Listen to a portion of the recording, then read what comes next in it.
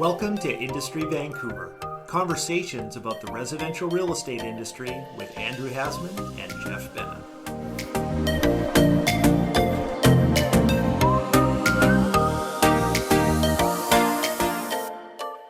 Hey, Jeff, good morning. Andrew, how are you? Uh, I always look forward to these conversations, and more so this morning than ever, because we just had an election here in Canada last night. It's April the 29th. We're all waking up. I don't know if we're hungover, but maybe we're hungover from all the crazy stuff that's been going on the last 38 days of this very contentious election here in Canada. But I got to You know, it's say, funny because it seemed like it took forever. I was talking to a client of mine from the States, and he said to me this morning, he said, "Oh my God, your elections are so fast." well, and that's the way it should be. Like, oh my goodness, in the States, it's a 2-year run. Here it's 38, Absolutely. 40 days, whatever. So I just want to say I'm feeling relief, and I think a lot of other Canadians are. I'm sure you are.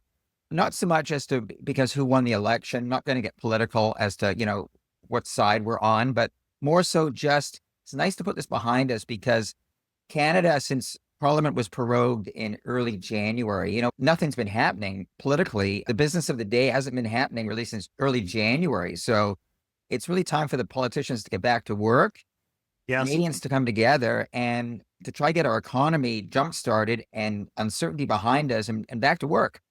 Yes. So Right. let's take a quick look what actually did happen. Just a quick summary. So the Yeah. Liberals did win again, but just Yes. barely. Yep. 4 straight win. The last count that I saw 168 seats total, That's just what I shy saw. of a Yes. majority. Yes. Conservatives picked up seats, 144 total, but Pierre Poilievre lost his own riding. Incredible. I didn't expect that. I mean, I didn't know who he was running against or what the odds of that were, but to actually have him lose is a bit of a slap in the face and a bit of a shock. Shocking, because hasn't he been elected like 8 times or something like that? He was the incumbent the last number of times. So I guess, these politicians, they're busy running across the country. They don't get a chance to sort of spend much time in their own riding, but still, usually they run in an area where it's a pretty foregone conclusion. So to see him get defeated, I guess that'll be interesting to see if the Conservatives want to hold a leadership run or if he's going to continue. And again, who knows? But I think most importantly, the Liberals have a mandate, and I think it's back to business. And again, for Canadians and the business community, it's nice to be able to put this amount of uncertainty behind us now and just get back to the order of the day, get back to business. Yeah, I'm going to call it a mandate light. That's fine. Look, I always think this sort of a government, they're held a little bit more accountable now because, Yes. there is always that risk. But if you take the Conservative total, I forget what the total is, and you add, let's say, the NDP, there's still not as many as the Liberals. So they'd have to form a coalition with the Bloc, a separatist political party. So I don't know if that would be realistic or not. But bottom line is this. For now, I think Canadians are done with elections. We want to get this behind us. I don't think anyone has the will to go through another one of these anytime soon. So it's back to Parliament, back to getting business done, passing laws, and hopefully introducing Carrying on the policy that business gets of the our country. economy moving. Yeah. Right. It's funny that the numbers I saw this morning, 168 seats for the Liberals, 144 for the Conservatives, 5 seats, huge loss for the NDP. That's massive. Yeah. But 168 and 5 actually puts them over the hump for they could have a coalition without the Bloc. They dropped down to 21 seats. Yeah. Greens, Elizabeth May is back. She's their single MP. No breakthrough for the Greens on this round. And impressively, huge turnout. Canadians showed up in big numbers, lots of early voting, lots of energy around this. So everybody's involved in the conversation. And I was really relieved to see so many Canadians coming present to participate in this democratic process. I think we can thank Donald Trump for the impressive turnout of Canadians and for the biggest political comeback, I think, in Canadian history, where the Liberals were at about 18% back in early January. And the minute Trump started opening his mouth and Carney decided to jump into the ring, the political fortunes of the Liberals turned around dramatically. I mean, no one ever would have thought this was going to happen in late December, early January. So it's quite a story. It'll be one for them. And stop me if I'm wrong, but Carney's never been elected to anything, has He's he? not an elected. No, he's not a politician. He's a banker and he's a businessman. Yeah. In fact, he spent the last number of years, I think, obviously in the UK, where he was the governor of the Bank of England. Yes. And then I think he spent a lot of time in the US because I think his company, Brookfield, is based out of New York. So he's back in Canada. And again, whether you're on his political side or not, I think it's great that we've got this done. It's out of the way. And let's get back to business. Let's get back to work. And anyone that is still, thinking uncertainty, which there's still uncertainty out there. There's no question. Yes. But this is one layer that's hopefully been dealt with and is going to help our market, the real estate market, get back a little bit more on track, because it's definitely been a very unprecedented spring market here across the country. But, we're in Vancouver, so we're talking in the Lower Mainland. Exactly. So let's talk about what that means. Housing supply is probably going to still stay front and center. There's a possibility of some new infrastructure or rental accommodations coming on stream. There'll be likely stable policy, reassuring for investors and buyers. And we'll probably have some more conversation about speculation, short-term rentals, and these kinds of things. So all in all, I think, as you described, one less uncertainty, hopefully more confidence for buyers. So that kind of leads us to today's topic, which is best practices for buyers, how to get the home and the value that you want. Yeah. And I think, again, whether the Liberals got in or the Conservatives, that question, I think, is just sort of is universal in the sense that anyone that's looking to get into the market, whether they were doing it 2 weeks ago or 2 weeks from now, one has to do their due diligence. One needs to engage the services of someone like you and I, Jeff, that are experienced, know the markets, and can help sort of navigate and direct people, allowing them to make informed, wise decisions and decisions that solve their real estate dilemma, whether they're looking to upsize, downsize, go sideways, giving them all the facts and helping them along in the process. For sure. And Yeah. Organized real estate is really a very unique blend of intense competition between agents with required high levels of cooperation. So one of the ways that I tend to look at it is, as a listing agent, what practices do I really appreciate from buyers and their agents that help the buyers get the home that they want? What are sort of the best practices for shopping for a home in this environment, right? Yeah. There's no question. So give us some examples, Jeff. Where are you leading with this? So the first place I go to, common sense, reasonableness, and good manners are so powerful, even though they seem really basic. So how do I turn that mindset of, do I want to be right about something or do I want to be happy? And how does that apply to real estate negotiations? So starting from the very beginning of the process, just from booking an appointment. So why is it critical to show up for your appointments, or at least communicate if you can't? So if you're a buyer, you say, oh my gosh, this house looks great. You call your agent, the agent sets up an appointment, and everybody goes over there. They get the house all prepared and they get it all ready. And then as a buyer, you show up late or you don't show up at all. That's really not the best way to create goodwill for the seller, if indeed it turns out to be something that you want to offer them. Okay. So now see where you're going. And it's funny. I always tell my clients, when they're out there looking at property, whether I'm present with them or they're at an open house, try to be a little bit positively engaging with the listing agent, because if it does come down to a multiple offer situation and the realtor, the listing agent, has met your clients, and if your clients were a little bit grumpy or they were negative or just didn't give a positive vibe, that can actually affect how the buyer's offer is responded to when it's time to present offers. Do you agree with that? I've seen that in a lot of cases. I've seen it tons of Yeah. time. And Yeah. the thing that always amazes me, somebody taught me this a lot very early in my career. They said, when the buyers are complaining the loudest, it means that they're the most interested. So I always take that when somebody comes in and they start slamming the house and finishing, oh, this is garbage, and the price is way too high, and all this kind of stuff. I always get really excited when I hear that, because it's an indicator to me that, oh, wow, they really like it. But if you don't have that context, it's just going to put people off. And so, yes, you've got an opinion about the home. Yes, it's your money that you're parting with, but the best place to sort of have that conversation is with the agent who's representing you. Right. You're not going to win any friends. You're really not going to be able to help your negotiating by knocking down the agent or the sellers or whoever else happens to be there. Yeah. Well, I mean, I've heard this a lot of times where let's say there's 4 or 5 offers on a property, which is still happening right now. I mean, one of my colleagues just had 6 offers on his listing. So there are people out there looking. But a lot of times it comes down to, as the listing agent, you've met the buyers, they were out there looking at the property.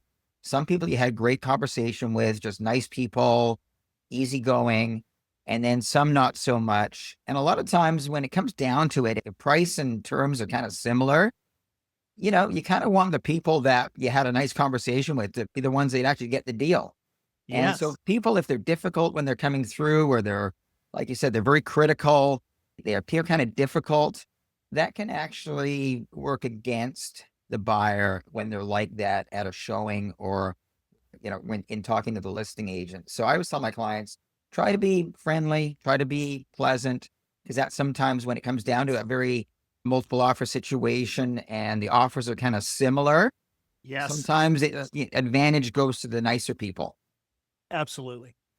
To that end, if you show up at an open house and you're working with an agent, don't be shy. Like, introduce yourself. Hey, Yeah. I don't need a last name. I don't need a phone number. I don't need a whatever. It's, hey, I'm Frank. This is Sally. We're working with whatever realtor he's representing us. Oh, that's great. Come on in. Here's a feature sheet. Go around, take a look. Any questions, just let me know. Yeah. As opposed to somebody who sort of walks around the side of the house, sneaks in the back door. Yeah. Yeah. Yeah. Walks in with their dirty shoes on, doesn't take her Right. shoes off, Yes, right? Yeah, those little things absolutely. go a long way though, right? It's all about that positive vibe, right? Absolutely. Yeah. I'm thinking of a lot of funny stories where people have really, I think like they felt that they were doing something that was to their advantage, but it really did play against them. Like saying, oh, I don't care about this property. Oh, or Just being difficult. And then you think, well, okay, once the offer's accepted, how difficult are they going to be once they've got the place tied up and they've got a week to 10 days to make their final decision? How much source are they going to give us when it comes to trying to get the subjects off versus people that are a little bit more easier going and just pleasant to deal with? So I always tell my clients, try to be pleasant, because if you're difficult, it can work against you. And sometimes that doesn't matter, but in a case where there are multiple buyers offering on a property, just being a little bit warm and friendly does go a long way yeah, versus the opposite. So that's some advice that I was giving my clients. I said, if you walk into a home and you don't like the house and it's really not for you, then okay, maybe not as important. But if it's something that you think you might want to bid on, sometimes getting the listing agent on your side a little bit can be the difference between getting the offer accepted and being bypassed, being passed yes, over, right? And so just be careful how you conduct yourself in front of the listing agent, because it can make a difference, for sure. And right? like all things, you catch more houses with honey, right? Yeah, exactly. Yeah. Yeah. It's all about cooperation, relationships. And for our clients out there looking, just give a nice smile to the listing agent, tell them who you are, tell them who you're working with. And you can leave the critical stuff about the property to keep it between their agent, so myself and them, but don't start spilling the beans to the listing agent. Exactly. Because Yeah. then you just sort of giving the vibe that you may be difficult to deal with, and that can work against you. And there's always going to be time for that. There's Yeah. always going to be time in a negotiation to get your points across, to hear what's going on. It reminds me of something else though that's critically important is we sort of glanced over this, but the most important thing is be pre-qualified and have a good idea what it is that you're out there and looking for. Yeah. Yeah. And most importantly, once you've found an agent that you're working with, let them do some of the work. If you see a home and you're interested in it, call them. Have them call the listing agent. You're going to get a way better response from an agent who's inquiring on your behalf than just calling off a sign. And because the listing agents, they can't represent you. We're not allowed to double end anymore. And the best way to get the best information and the most certain call back to get into an appointment, if it's a home you want to see, call your agent, have them do all the legwork, have them do all the research, have them do all the work. and then work with them to get into the property and decide if it's right for you or not. So really what you're trying to say is, Jeff, call Andrew Hasman or Jeff Benna. Don't call your agent. Just call us. We'll help you. But yeah, no, true. I get emails and calls all the time. You do as well, I know, off, realestateweekly.ca, and it's buyers just inquiring on their own, and they'll start to ask questions. Why are they selling? How long have they been there? Are there any problems with the property? This and that. And these are questions that a lot of times you can't really answer because you're not representing these people. You're actually, Andrew, you're exactly right. You're not allowed to Correct. answer those questions. But a lot of them probably they're not aware of that because maybe they haven't bought a home in 10 years, or it's the first time buying a home. So I'll say to them, do you have an agent that you're working with? It's best that you have your agent contact us, and then we can provide the information through your agent. And they'll say, oh yeah, no, we're actually just starting to look, and we're not going to be buying a home till next year. Well, so there you go. But again, people that are actually ready to do something now, like you said, call their agent, find someone that's active in the area that they're looking, and get them to sort of do a lot of the groundwork, and then make sure that the information they're provided is one that helps them make a great decision. Because the buying process, at the end of the day, Jeff, when I'm out there helping people, I love it. This is the part of the business that I love. I know you love it as well. The engagement. When I'm sitting with people, and especially if they're past clients, but even if they're new clients, and you've got a good vibe going, this is the part of the business that we really love, is the people part of the business. And so buying a home should be a fun process, and anything we can do to make it a really enjoyable learning experience process, one that in the end of the day gets them a great property and achieves their goals. That's what it's all about, right? It's the 100%. It's the people part of the business. That's at the end of the day. People will say to me, Andrew, what is it about this business that really drives you? I say, you know what? It's the people. I just love hanging out with my clients. I've got some amazing clients. That's really the honest truth. Well, and your clients become your friends. So it's such a nice thing. And to that end, I just want to underscore a point we made a minute ago. I'll hear too, oh, yeah, we have an agent, but we don't want to bother them. Yeah. So I just want to say, any of my clients are out there, if you're looking at a home, if you see something that's interested, I want to be bothered. Please call me. It's my absolute pleasure to take that call. Yeah. 100%. Yeah. No question's a dumb question. Yeah. And I would say, if you don't want to call me at 10 o'clock at night, please don't, unless it's an emergency. Just shoot me a text message. I'm usually on my phone till late, and I'll either respond or respond in the morning, but you're never bothering us. It's part of what we do. If you want to become a realtor, you know that you're on the call 7 days a week at crazy hours. And of course, when we have time off, we turn our phone off, but don't ever think that you're bothering us. That's just part of it. That's what we're here to do. That's just part of the deal. Part of the deal. Yeah. If you want a 9-to-5 job, don't be a realtor. Go do something else. Right? That's right. And so again, there's so much, especially in today's world where there's so much information and everything happens at a breakneck speed. If you're a buyer and you're looking to get into the market or whatever you're looking to do, that's what we're here for, is to help sort of navigate you through so much information, so much policy, all the rules, just making sure that you're entering into a good agreement and you're finding the right home. Well, and exactly. And to that end, that's one of the other advantages of calling us, is that you say, oh, what do you think of this house? What do you think of the location? What do you think of this building? What do you think of this suite? What do you think of this outlook? After between the two of us, 65 or 70 years of experience in this business, in this city, there's not a lot of buildings we haven't been in. There's not a lot of houses that we haven't been in. And so we can say, oh, you know what? That's right around the corner from some new development. You're going to have a tower looking in your backyard. Oh, that building is totally compromised envelope. Let's absolutely steer clear of it, unless you don't mind being under tarps for the next 2 to 10 years. Yeah. So there's all kinds of things that you can verify.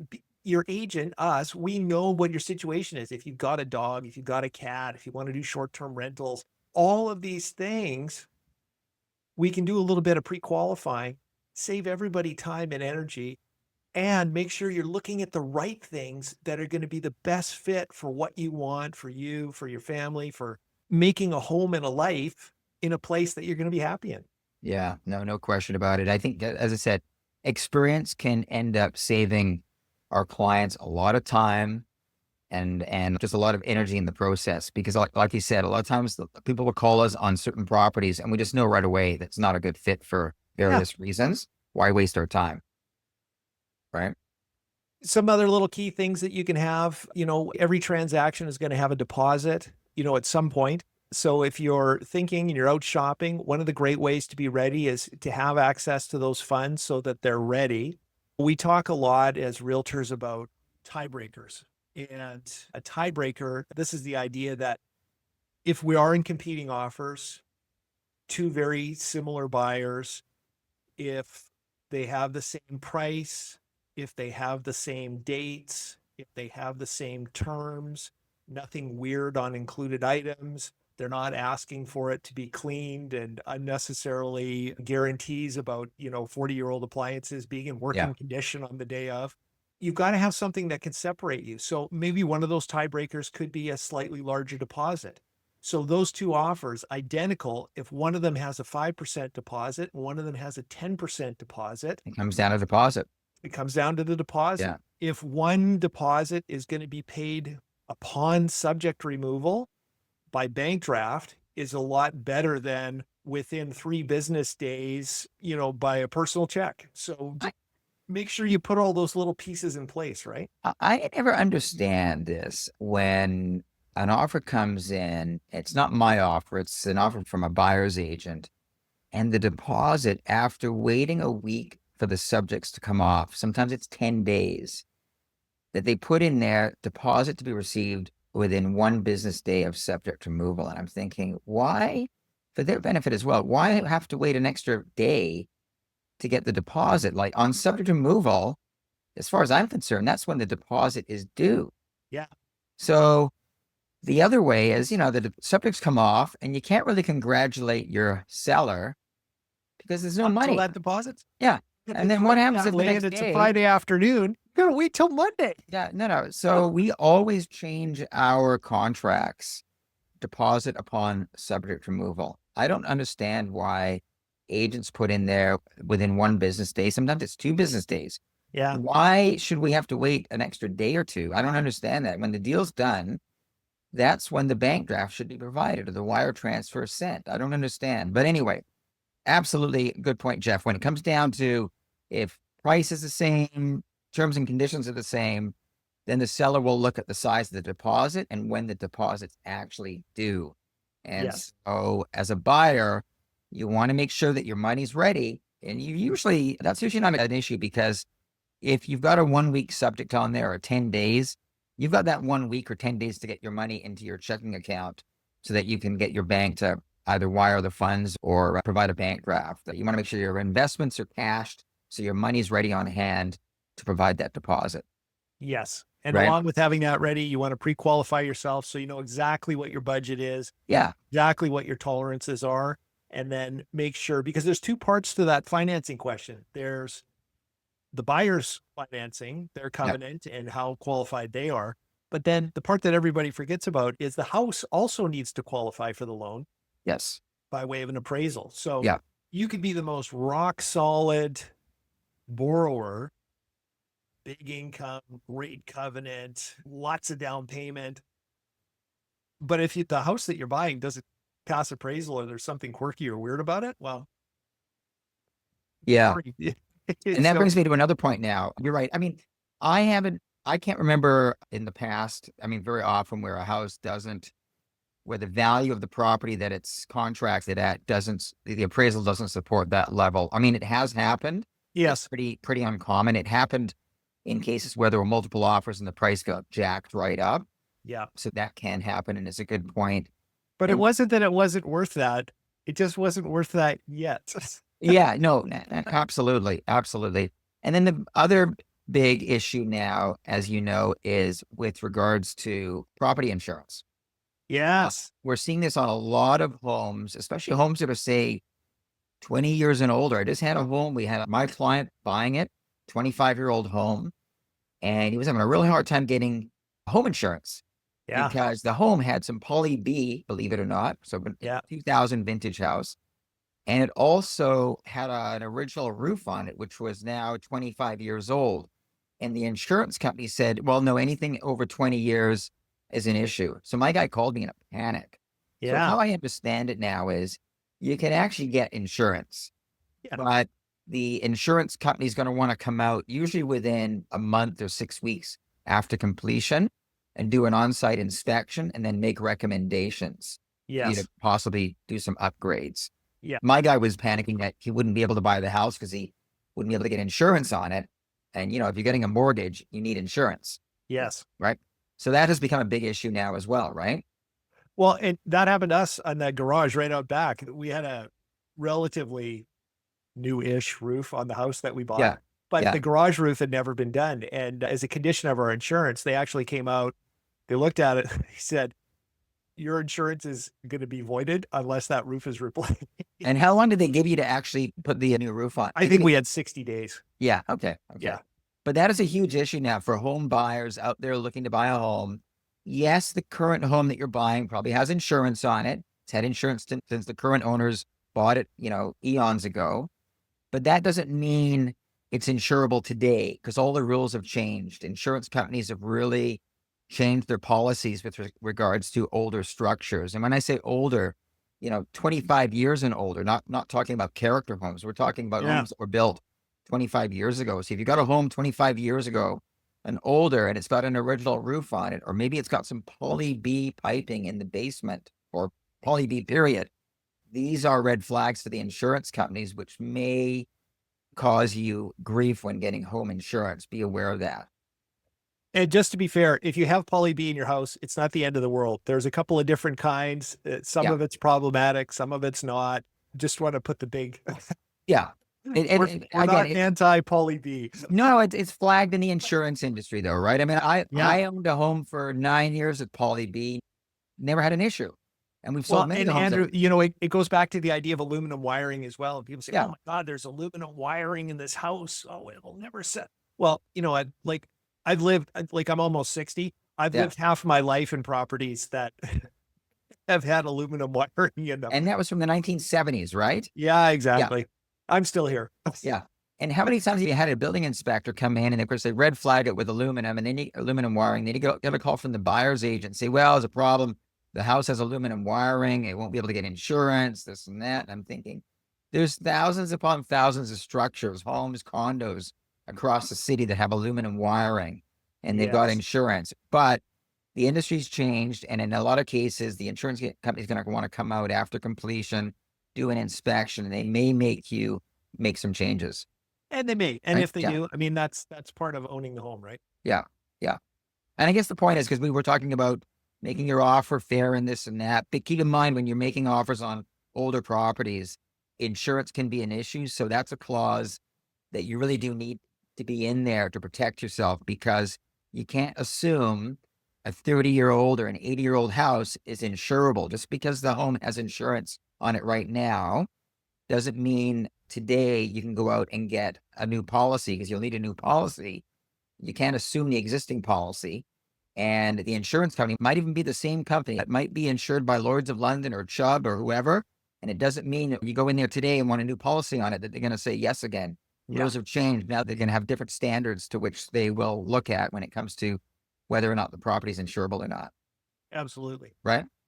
So we talked about deposit, one thing. Yep. Dates. Let's talk about dates a little bit. So Yeah. the easiest way to get the dates right if you're contracting or attempting to buy a place is just ask. Sometimes people need long dates. Sometimes people need short dates. If both parties need the exact opposite, it just may be that somebody's not going to get their way or you're not going to be able to buy that particular house. But it saves a lot of time and energy to ask and just get what the expectations are early on. Same with included items. If there's some particular thing that the seller really wants to, you just got to ask yourself, how important is it to me that I have this lampshade in the dining room? And if it's important, well, then stick to it and try and get it. But if it's not, let it go, let them have it, let them be happy. You've got to really decide when you're negotiating what's actually important to you, what's actually important to the seller, and then how many of those things can you give to them that they're important so that you can get what you want. Yeah, which is the property. So be flexible on your dates Yes. and try to provide the seller with their dates, especially if it's a competitive situation. And don't be so picky with all the included items. Just, Yeah. just take the appliances and don't start asking for the plant pots and the wall sconces and the dining room light fixture. If the seller wants them, let them have them. Just don't start losing the house over silly little items. Exactly. And Right. and to that end, you decide which is more important for you, money or convenience. Yeah. Like if you need a specific set of dates and the seller is not interested in those dates, but you absolutely have to have them, well, you can pretty well rest assured you're not going to get it for a lower price because you need something to make your life more convenient. You're So going to have to give something in return. It's usually money. it's usually money. Yeah. So just always be willing to sort of make that trade off. Yeah. And likewise, when you're buying, if the seller needs some particular dates that's not any difference to you, give them whatever dates they need and know that there'll be hopefully a corresponding discount for you on what you're buying. Yeah. No, it's all about being flexible. And again, knowing every situation is a little bit different, but if you're in a multiple competitive situation, you want to be flexible, no question, and not be too picky, For sure. right? So dates, deposit, included items, terms. I always think in terms when I'm writing an offer. Every seller loves to see a non-subject offer, but it's just not practical all the time. Yeah. So when you are writing your terms, just make sure they're simple, they're correctly written, they Yeah. cover all the contingencies that you need to have covered, and leave out any of the sort of the weird stuff like, I don't know, pick something weird that we see in Subject contracts to a all the time. feasibility study. Oh Which yeah, paid. the infamous feasibility study. Yes. I want 45 days to complete it. Yeah. Oh, yeah. My goodness. Just make it as simple and clean as possible. Yeah. And everybody wants to think that the house that they're going to get into, it's going to be pristine and magical. But I can tell you from a seller's point of view, if they're selling a rental property or a tenanted property and they're not going to professionally clean it, they're not going to shampoo the carpets, they're not going to guarantee that all the appliances are in working condition. They're selling it as is. And normally the price will reflect that. But if you want to have your offer accepted, once again, as a tiebreaker, don't make more work for the seller when Yeah. somebody else might not. Yeah. And again, you can, so if you have to clean it yourself or get your own cleaners in and do a little bit of tuning up after the fact, usually not a big deal. But again, if you start putting all these demands for the seller in there, that's sometimes a reason for them not to look at your offer. Exactly. Yeah. So I think for me, the big things are you're practicing humility, you're coming with an open mind, you're trying to create a situation where you have a lot of empathy and understanding for what the seller's position is. The more you understand what they want, it'll be that much easier for you to get what you want. So it's also powerful to remember the whole world isn't about us. The whole world isn't about me. So whatever your personal reasons are for wanting to buy that house, they either have nothing to do or may cause some regret for why the seller's selling it. So like, don't overlay your emotions on their situation. Just keep a little bit back from it. Have a conversation with your agent, negotiate as best you can, given what you know and what you can find out. And I think that's the true path to success. Yeah. And another important thing that we got to touch on as well is it's important to engage the services of a realtor that's respected in the industry. Yes. Because as you know, Jeff, we work on the multiple listing service. That's where most of the properties are advertised for sale, is through MLS. And MLS works because of cooperation between agents and brokers. And so if you're a buyer's agent that is well respected in the industry amongst their peers and is liked, that goes a long way to helping the buyer secure a successful outcome. Absolutely. We all like to work with when there's a transaction being done. If I'm the listing agent and I'm dealing with another broker at the other end, it doesn't mean I have to know them, but it's so much easier when they're professional and they're pleasant to deal with. That makes a big difference in helping put a transaction together successfully. Well, and isn't it a pleasant surprise, Andrew? And, I'll experience this from time to time where we'll be helping a buyer in an area sort of outside Vancouver where we're not that well known, Yeah. or a buyer from another area will be working in Vancouver who we don't really have a relationship. Yeah. Isn't it a pleasant surprise when that other agent shows up when they say they were going to show up, does the things that they were saying they were going to do, has access to the information and provides it in a reasonable way without hesitation? And it's just so much better to work with somebody like that and not have your time wasted, and to make sure that everybody's on track with what's actually important, which is the seller divesting the house and the buyer getting a house that they want at a value that they're comfortable with. It makes the whole process an absolute pleasure. Now, Jeff, Yes, I got to tell you, with that all being said, we got to wrap up. we do. Quick disclaimer, we want to offer actionable, relevant information. This isn't investment advice. We're better realtors than accountants, lawyers, and financial advisors. And full disclosure, we're owners of Vancouver real estate. We like it when prices go up, and we make a fee when we help you. But we love this business and we love the people part of the business. So if you want to work Yes, with two great agents, Jeff Benna, Andrew Hasman, we're here to always help. we have some in mind. Hey, buddy, All we'll right. talk to you in a couple of weeks. All good. Thank And we you. hope our clients enjoyed today's latest episode. Yes. Thanks, bud. Talk to you soon.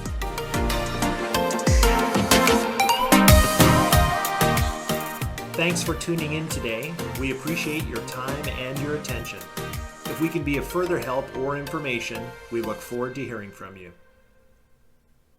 We respectfully acknowledge that we live, work, and play on the traditional territories of the Coast Salish people, including the Musqueam, Squamish, and Tsleil-Waututh nations.